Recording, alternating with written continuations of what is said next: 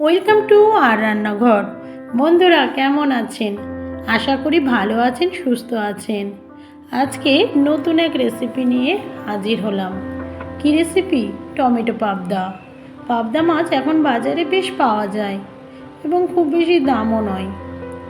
তবে আমার বাড়িতে পাবদা মাছটা একটু বেশি হয়, তার কারণ হলো আমার দুটো বাচ্চা এবং ছোটটা একদমই ছোট, 2 বছরের, কিন্তু মাছ খেতে ভালোবাসে। রিসেন্ট আমি একটা ভিডিওতে আপনাদের বলেছিলাম যে আমার মনটা খারাপ, তার কারণ সেদিন আমার ছেলের গলায় কাঁটা ফুটে গেছিলো। পাবদা মাছে একটু কাঁটা কম থাকে, তাই চেষ্টা করি পাবদা মাছটা একটু বেশি খাওয়ানোর। তাহলে আজকে টমেটো পাবদা কিভাবে করলাম সেটা চলুন দেখে নিই। পাবদা মাছ আমি সর্ষের তেলে গরম করে ভাজতে দিলাম। তার আগে কি করেছি? তার আগে করেছি পাবদা মাছগুলো আমি সামান্য লবণ, হলুদ, লঙ্কার গুঁড়ো আর সর্ষের তেল দিয়ে মাখিয়ে রেখেছিলাম। যারা আমার চ্যানেল রেগুলার দেখেন তারা হয়তো জানেন যে আমি মাছ ভাজার আগেই তেল, লবণ, হলুদ আর লঙ্কা দিয়ে মাখিয়ে রাখি। আজকে আর দেখালাম না। এবার পাবদা মাছগুলো উল্টে পাল্টে ভেজে নিলাম। ভাজা হয়ে গেছে, এবার একে একে পাবদা মাছগুলো তুলে নিচ্ছি। এই 4টে পাবদা মাছই রান্না হবে না বন্ধুরা, আরও কিছু পাবদা মাছ আমি ভেজে নেব, সেগুলো আর দেখালাম না। এইভাবে পাবদা মাছগুলো ভেজে তুলে নিচ্ছি।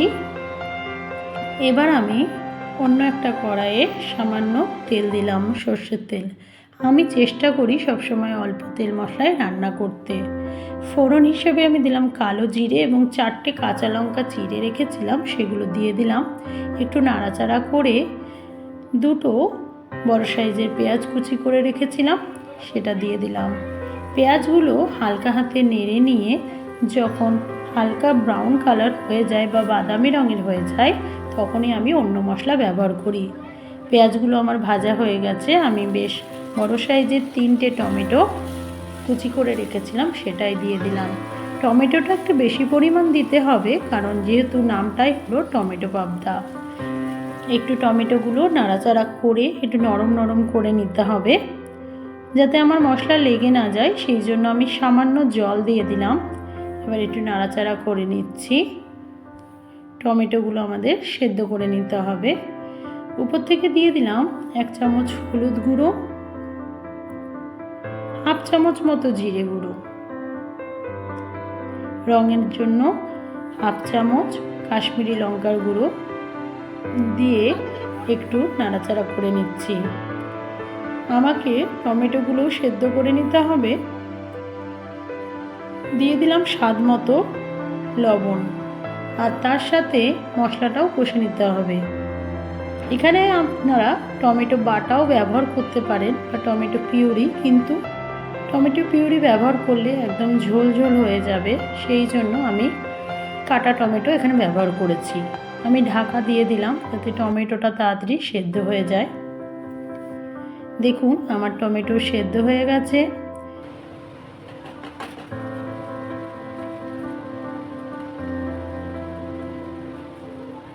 একটু নাড়াচাড়া করে নিলাম। আমার মশলাও কষা হয়ে গেছে, মশলা তেল ছেড়ে দিয়েছে। আমি সামান্য চিনি ব্যবহার করলাম। চিনি অবশ্যই অপশনাল, আপনারা যদি তরকারিতে চিনি পছন্দ না করেন আপনারা চিনি দেবেন না। আমার মশলা কষা হয়ে গেছে বলে আমি পাবদাগুলো সব টমেটোর মধ্যে দিয়ে দিলাম। এবার উপর থেকে আমি সামান্য গরম জল ব্যবহার করলাম।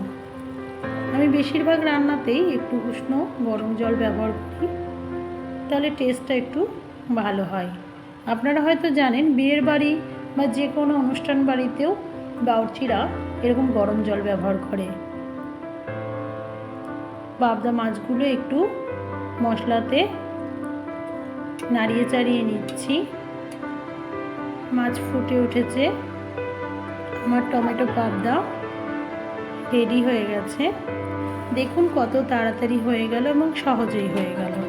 তবে বন্ধুরা, আপনারা হয়তো খেয়াল করেছেন আমি এই টমেটো পাবদাতে আদা রসুন বাটা ব্যবহার করিনি, আপনারা চাইলে ব্যবহার করতে পারেন। এইভাবে আমার সাথে থাকুন, আমাকে এগিয়ে যেতে সাহায্য করুন। আপনারা ভালো থাকবেন, সুস্থ থাকবেন এবং আমার রান্নাগুলো আপনাদের ভালো লাগলে প্লিজ লাইক, কমেন্ট, সাবস্ক্রাইব করবেন। অন্যদের সঙ্গে আমার রান্নাগুলো শেয়ার করবেন। আপনারা সাথে থাকলে তবেই আমি এগিয়ে যেতে পারবো।